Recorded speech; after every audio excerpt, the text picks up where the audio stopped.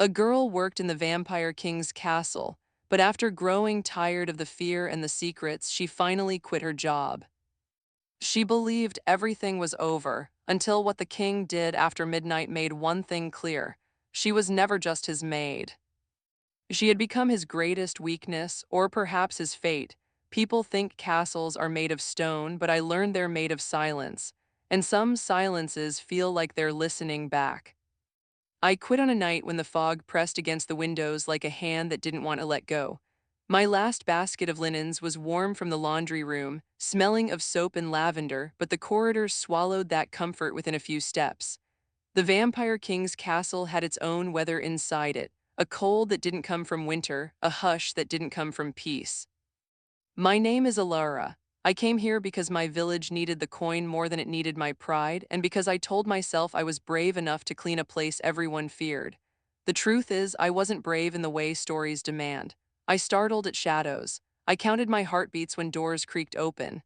I memorized which stairboards complained and which ones stayed silent, as if knowing the castle's habits could protect me from its secrets.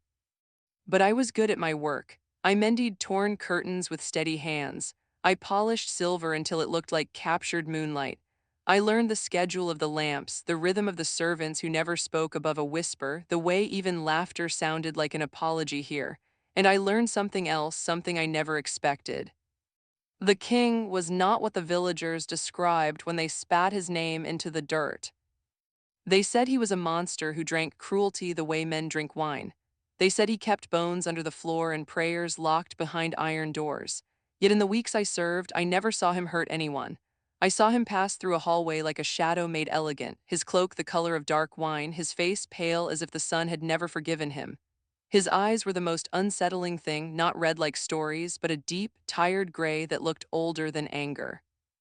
He rarely spoke. When he did, it wasn't a command thrown like a lash. It was quiet, careful, as if words could shatter something fragile inside him. The first time he addressed me, it was near the library, where the air smelled of leather and dust and old candle smoke. I had dropped a stack of books, too heavy, my arms trembling, and I knelt to gather them, cheeks burning with shame. "Oh, you're bleeding," he said. I looked down and realized a paper edge had sliced my finger. It was a small wound, barely a line of red, but it felt suddenly enormous under his gaze. Every tale I'd ever heard leapt up in my throat like a scream. I tried to hide my hand behind my skirt. His attention didn't sharpen the way a predator's would. It softened strangely. He didn't step closer. He didn't inhale, not even noticeably.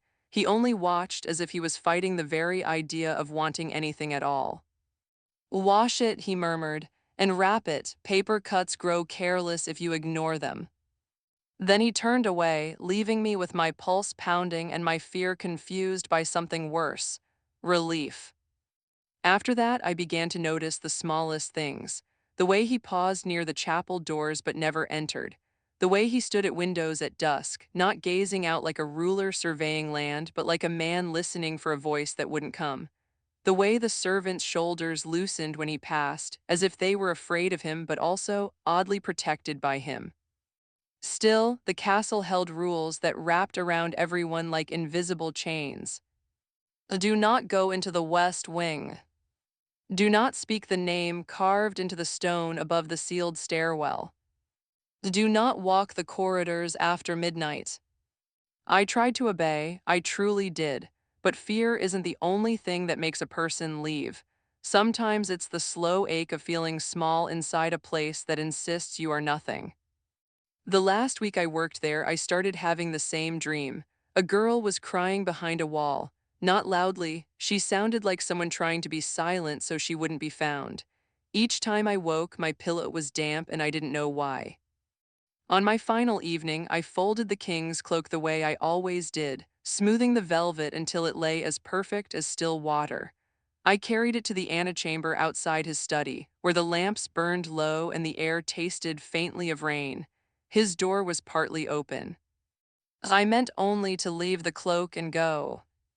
But I heard him inside, speaking, truly speaking, not issuing orders. His voice had a roughness in it, like a wound that had never fully healed.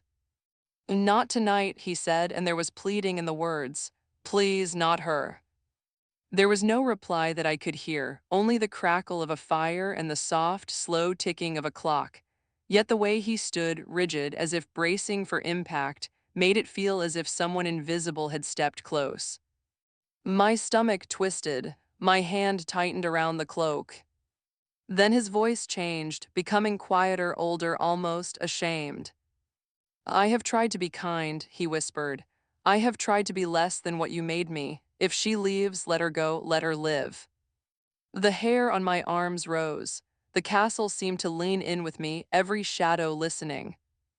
I backed away from the door, heart hammering, and nearly collided with Mara, the head housekeeper. Her face was drawn tight, as if she'd been holding her breath for years. You're done here, she said, gripping my wrist with surprising strength. Go to your room, pack, and be gone by dawn. Don't ask questions. Don't, her eyes flicked to the corridor toward the sealed stairwell. Don't make him choose.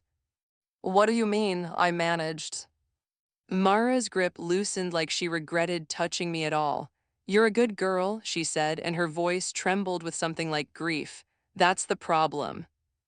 I didn't sleep. I sat on my bed with my bag half packed, listening to the castle breathe, pipes ticking, distant doors sighing, wind worrying the shutters. Every sound felt like a warning wearing a disguise. Near midnight, the bell in the courtyard rang once, not the hour bell. A different bell, lower and deeper, the kind that seemed to come from under stone. The servants' quarters stirred with soft footsteps. Whispers slid under doors like smoke. Curiosity is not always a sin, I told myself. Sometimes it's the first step of courage. I slipped into the hallway barefoot, my lantern unlit. The castle was darker than it should have been, the lamps turned down as if the building itself wished not to be seen. Down the corridor, a faint blue light pulsed, cold and steady, seeping from beneath the sealed stairwell door. The one everyone avoided. I shouldn't have moved toward it. Every tale, every warning, every instinct begged me to turn back. But my dream returned to me, the girl crying behind a wall, and my chest filled with a quiet fury at my own helplessness. When I reached the door, the carving above it caught what little light there was. The name etched into the stone was worn, as if countless hands had brushed it without meaning to. Isolde. A soft sound came from beyond the door. Not a scream, not a groan, but the smallest breath, like someone trying not to sob. And then, from the far end of the hall, I saw him.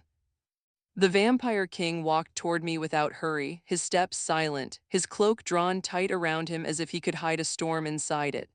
His eyes found mine in the dark, and something sharp crossed his face, not rage, not hunger, but fear. Alara, he said, so quietly it felt like he had spoken directly into my heart. Step away from that door. I swallowed, unable to move. Someone is in there. His jaw tightened, and for a moment his composure cracked, revealing a man carrying a weight too heavy for immortality. I know. Then why, my voice broke, why won't you help her? He stopped a few paces away. The blue light under the door brightened as if it had heard my question. His eyes shone with a grief so human it made my throat ache. Because, he whispered, the moment you see what's inside, you will never be able to leave this castle. Behind the door, the quiet breathing turned into a single, trembling word, spoken like a prayer. Lara. And my blood ran cold, not from fear of him, but from the impossible certainty that whoever was calling my name had been waiting for me all along. The door didn't just sit in the wall, it felt like it was holding its breath.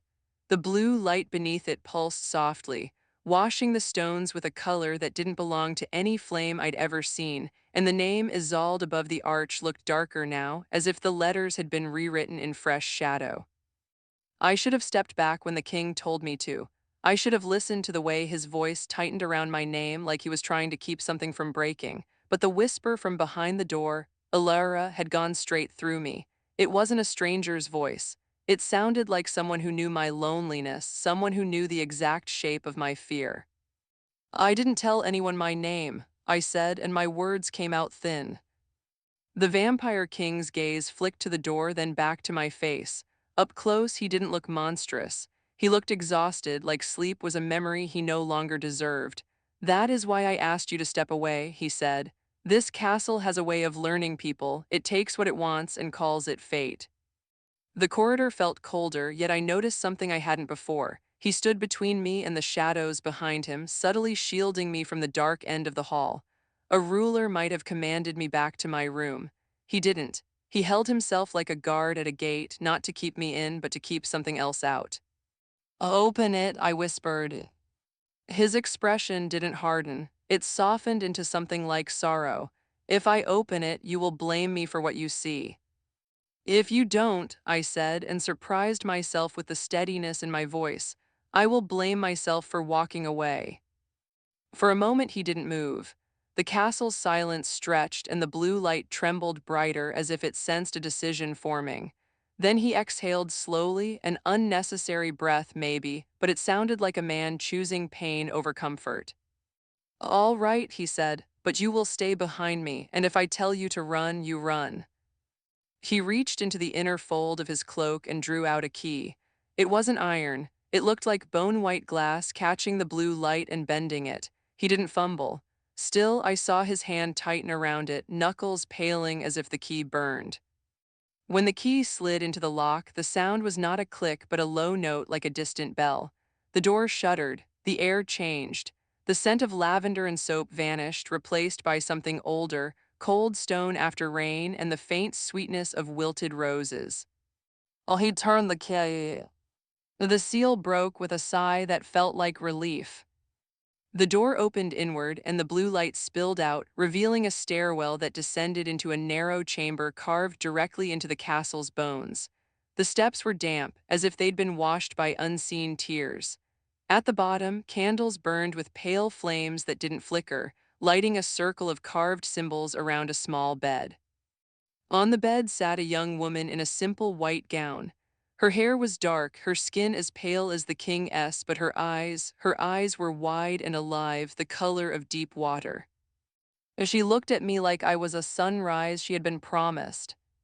"Alara," she breathed again, and her lips curved in a smile too tender for a prison. My legs nearly gave out. I don't know you." The king stepped forward, blocking my view just enough that I had to lean to see her. His posture was protective but not possessive. It was the stance of someone who had been losing battles quietly for a long time.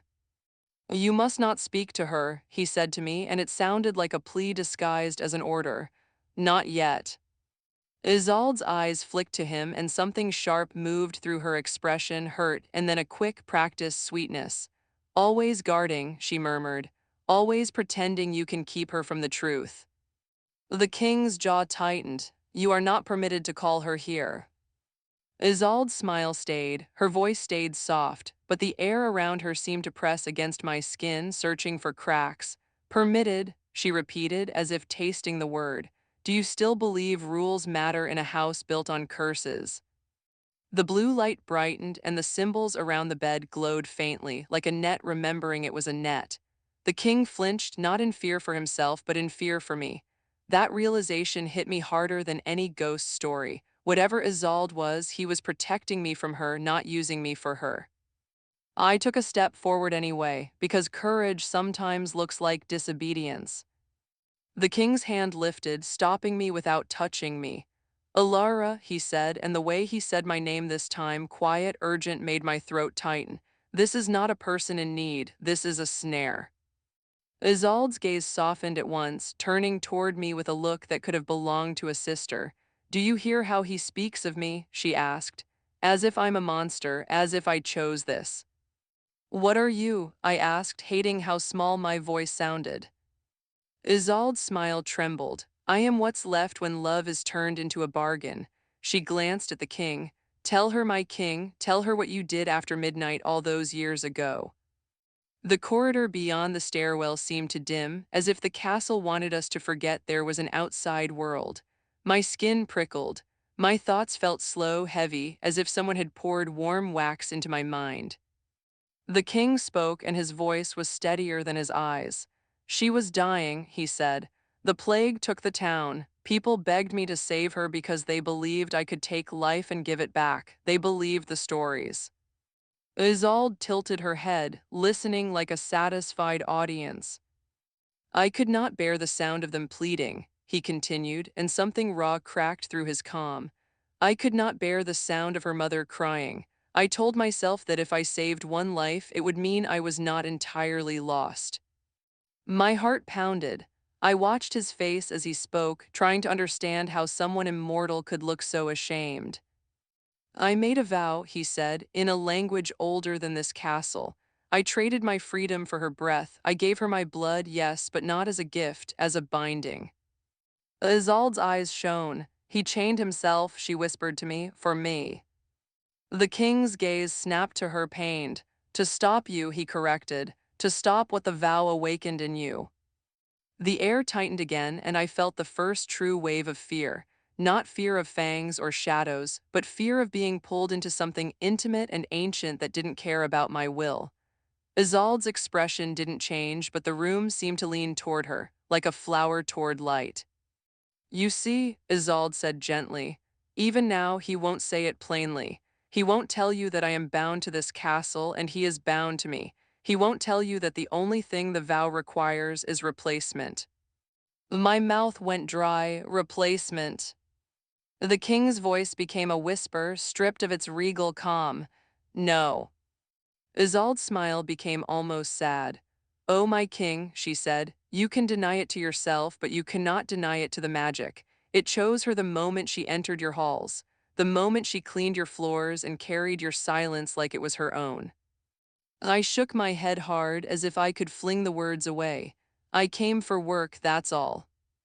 And yet you stayed, Isolde murmured, eyes fixed on mine. You stayed even when you were afraid, you noticed him, you pitied him, you began to love a creature everyone taught you to hate. The word love landed like a stone in my chest because it touched something I hadn't admitted. The way my breath caught when I saw the king standing alone at the chapel doors. The way my anger rose when servants whispered about him as if he were only a curse. The way I had wanted, ridiculously, dangerously, to offer him kindness even if I never dared. The king took one step closer to me, and when he spoke, it wasn't as a king. It was as a man begging for another way. Alara, he said, look at me. Whatever you feel, whatever you think you know, you must leave this corridor now. You must leave the castle before the bell rings again. Or what? I asked, breath shaking.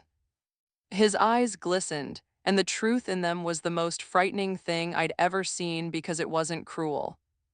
Or the vow will decide for you, he whispered, and I will not be able to stop it. Behind him, Isolde's voice drifted forward like silk. Midnight is generous, she said, almost kindly. It gives you time to choose, but when it ends, it takes what it was promised.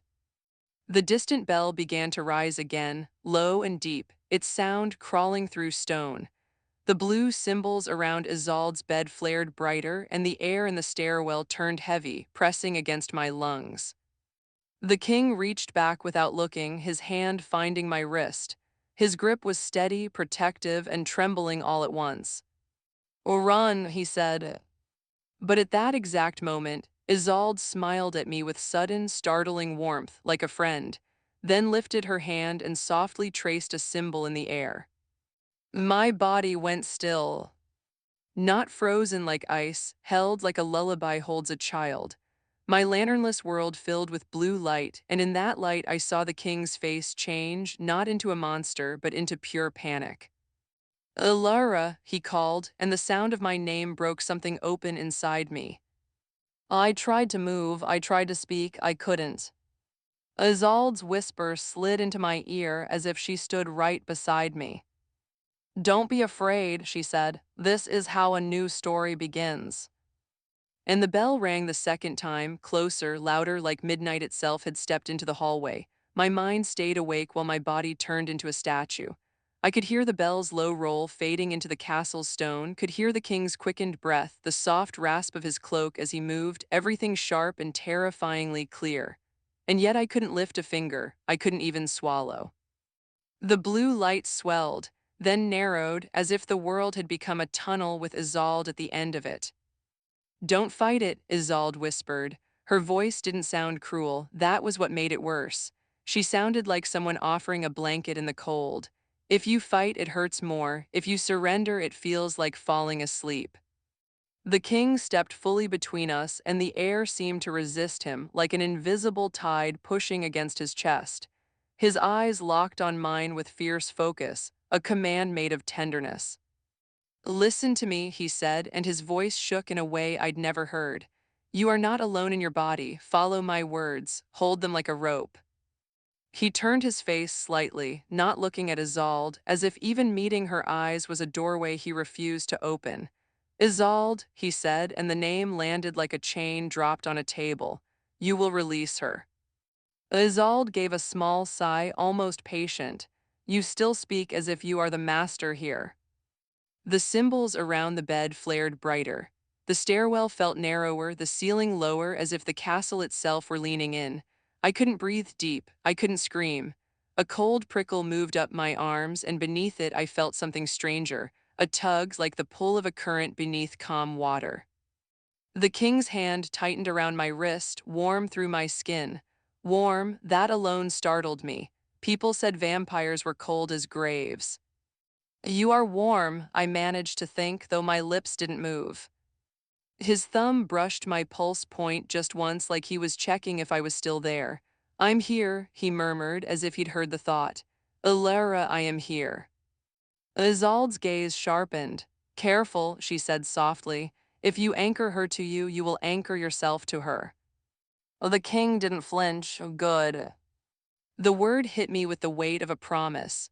Not romantic, not theatrical, something deeper, more dangerous. The promise of a person who would rather suffer than abandon you. Isolde's smile thinned and the blue light grew harsher. The air tugged harder at my chest, like unseen hands were trying to pull something out of me. Then, without warning, the castle fell away. I was standing in a different corridor, older, brighter, lit by hundreds of candles that burned gold instead of blue. Music drifted through vaulted halls, and laughter rang with the reckless joy of people who believed tomorrow was guaranteed. My feet moved on their own across gleaming stone. My hands were not my hands, they were slimmer, paler, wearing rings that caught the candlelight. I realized with a sick lurch that I was seeing through someone else's memory. Ahead, the vampire king, though he looked younger, less carved by centuries, stood in a ceremonial cloak, his face composed and distant. But his eyes were the same weary gray, as if even then he carried the end of a story in his pocket. A girl in white approached him, Isolde.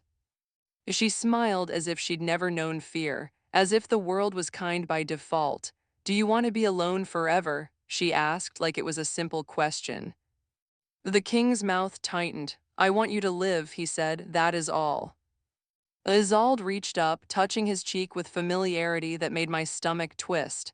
"Then bargain for it," she whispered. The scene shifted like smoke. Now I was in a small room where sickness sat heavy in the air. A woman sobbed at a bedside. A town priest murmured prayers with trembling hands. And there, kneeling by the bed, was the king, his posture rigid, his face turned away from the desperate eyes around him. "Oh, please," someone begged, "if you have any mercy." The king's voice came out low and cracked. "Mercy is not my gift," he said, "but I can offer a price." The priest recoiled. "A price." The king's gaze fell on the dying girl, on Isolde's thin, fever-flushed face. "A vow," he said, and the room dimmed as if his words swallowed light.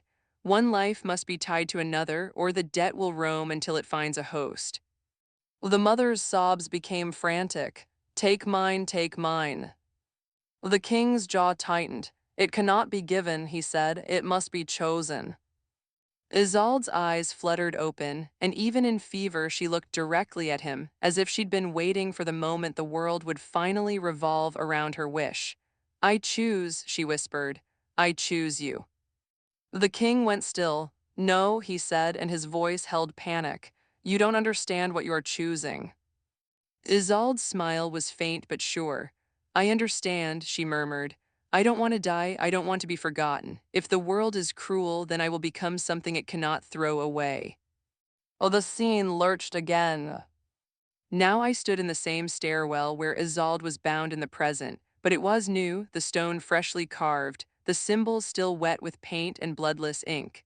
The king stood alone, shoulders shaking, hands trembling over the glowing circle. I can hold it, he whispered to the darkness. I can contain it, take me instead. A voice answered, not Isolde-s, not human like wind through a crypt. You already did. Then Isolde's scream tore through the stone, not in pain but in fury, as if she'd awakened to find herself caged. Let me out, she cried, you promised.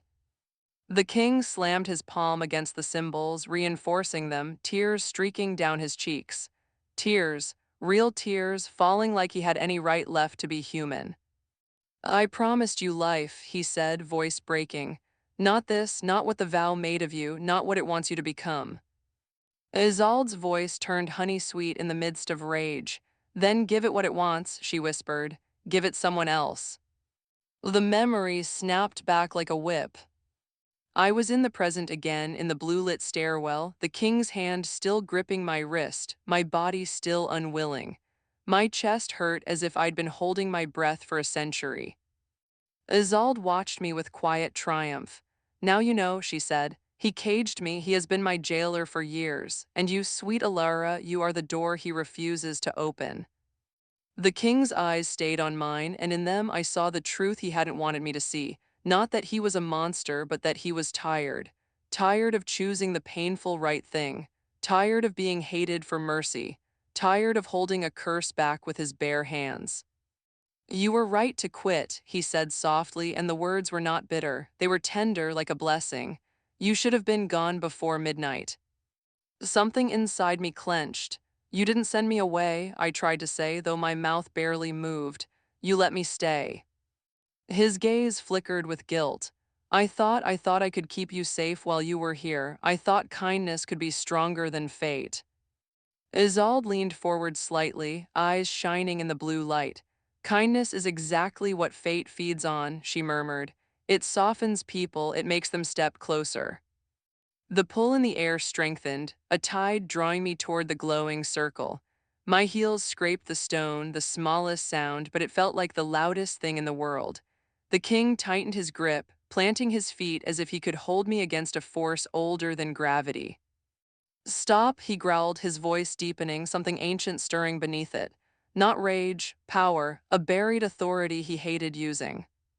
The blue symbols flickered. For the first time, Isolde's calm slipped, her smile faltered. Don't, she warned, and suddenly her sweetness had edges. If you break the seal by force, you break yourself.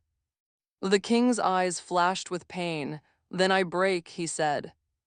He stepped into the circle. The moment his boot crossed the glowing line, the symbols flared violently and the air cracked like a storm. The castle groaned around us, stones complaining under pressure.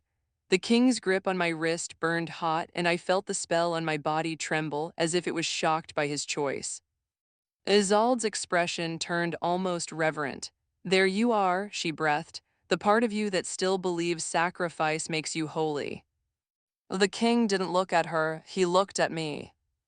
Choose me, he whispered, and his voice was a lifeline. Not her, not the vow, me. I didn't understand what choosing meant in a magic I'd never asked for. I only knew that his fear wasn't for himself. It was for me, this simple servant girl who had tried to leave quietly, who had wanted nothing but a life that belonged to her. Oh, the blue light surged. My knees buckled, my body finally moving, toward the circle, toward the king, toward a decision that felt like stepping off a cliff. And just as I started to fall, Isolde spoke one gentle sentence that turned my blood to ice. If you take his hand, she whispered, you will hear the one secret he's never told anyone, why your mother died the night you were born. The words hit me harder than any spell. For a heartbeat, the blue light didn't matter, the symbols didn't matter, even the king's hand around my wrist didn't matter. All I could see was my mother's face in my mind, a face I barely remembered, soft features, tired eyes, the scent of bread and clean cloth. I had grown up with the story everyone told because it was easier than questions, childbirth, tragedy, God's will.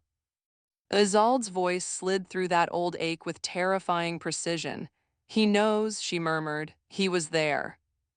The king's grip tightened, not possessive, protective, pleading. Alara, he said, and his voice sounded like it cost him something to say my name at all. Do not listen to her. She will use your grief like a key. My mother, I whispered, and my throat burned around the words. What does she mean? The blue symbols pulsed, as if the vow itself leaned closer to hear.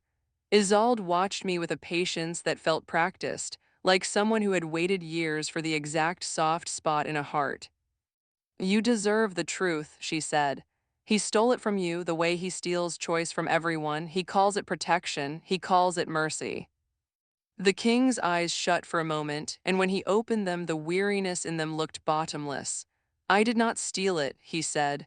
I buried it so you could grow up without hating the world. Or without hating you, Isolde whispered, almost amused.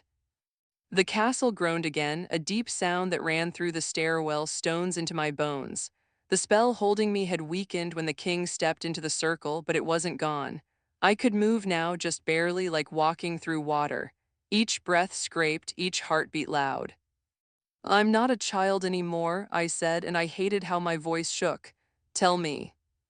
The king didn't answer at once. He looked at the glowing line at his feet as if it were a boundary inside his soul. Then he looked back up at me, and his face held no pride, no hunger, no threat, only humility so raw it made my eyes sting. On the night you were born, he said, your village tried to bargain with me. Isolde's smile brightened, as if she adored the sound of pain becoming a story. They came to the forest with lanterns and prayers, the king continued. Your mother was dying, not from birth alone. Something else was wrong, something your healers could not name. They begged me for help because they believed the old fear that I can undo death if I'm paid. My stomach clenched. Paid with what? The king's throat worked as if he had to force the words out. With a promise, he said, with a child with you. The stairwell spun slightly. I clutched the edge of the doorframe, grounding myself in cold stone. My heart didn't want to accept it, because if it was true, then my whole life had been shaped by a bargain I never agreed to. Isolde leaned in like a kind aunt. They offered you, she whispered, and he accepted. The king's gaze snapped to her, and his voice turned fierce, not cruel but sharp with truth. I refused, he said. I refused, and I will not let you twist that. Isolde's expression faltered just a fraction. I refused, he repeated, softer now to me, because no child should be traded, not even to save someone's life, especially not to save someone's life. It stains the saved with guilt, and it stains the world with permission. My breath came in ragged. Then why did she die? The king's hand, still holding my wrist, trembled. Because I was too late, he whispered. And because, he swallowed, eyes shining.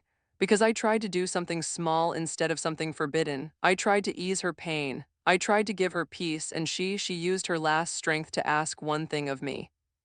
Isolde's voice was almost tender. Tell her what the dying always ask from monsters. The king looked at me as if he feared the truth would make me step away from him forever. She asked me, he said, to watch over you from a distance. She said she felt darkness around your life like a shadow waiting to claim you. She begged me of all creatures, to make sure you survived it. A sob rose in my chest, surprising and hot.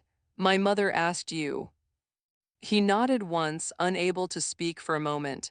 I tried to say no, he admitted, because I didn't want any thread tying you to me, but she looked at me like I was not a curse. She looked at me like I was capable. Isolde's eyes narrowed, anger briefly flashing beneath her calm. And so he did, she said. He watched you, he nudged your path, he placed work in your hands that led you here. He brought you to the one place he could control. That's not true, the king said, but his voice softened. Not in the way you mean. I didn't drag you. I made sure the castle's agents did not harm your village. I paid debts anonymously when famine came. I kept certain predators away from your roads. And when you applied for work, when you chose to come, I let the gate open. His shame was a presence in the room. It wasn't the shame of being caught. It was the shame of a man who had done good quietly and still felt unworthy of it. You could have told me, I whispered. I wanted you free, he said. Free to hate me if you wished, but not obligated to thank me, not obligated to stay. Isolde laughed softly, the sound like a bell made of glass. Beautiful, noble, and yet, her gaze lifted toward the ceiling as if she could hear time approaching. The vow does not reward noble intentions, it rewards completion. The cymbals blazed. The air thickened again and the pull returned, stronger than before, dragging me toward the circle as if my grief had become fuel. The king stiffened. It's feeding on her, he said, voice low, on her doubt. Isolde's smile returned bright and serene. On her love, she corrected. Doubt is a crack, love is an open door. I turned my face away from Isolde, forcing my eyes onto the king. His cloak fluttered as if in a wind that didn't touch me. He stood in the circle like a man holding back a flood with his body, and I suddenly understood. His hidden compassion wasn't weakness. It was a choice he made every night, over and over, even when it hurt. What happens if the vow replaces you? I asked, voice trembling. The king's face went still. Then I become the seal, he said, and she becomes free. My lungs tightened, and you. His eyes met mine with calm that broke my heart. Then I am alone in the dark forever, he said, doing what I have been doing, holding back what should not be unleashed. Isolde lifted her hand, tracing that same symbol in the air, and the spell on my body surged again. My limbs grew heavy, my vision ringed with blue. You can save him, she whispered. Just step in, just become what the vow asks. You'll be strong, you'll never be powerless again, you'll never lose anyone. The temptation wasn't the promise of immortality.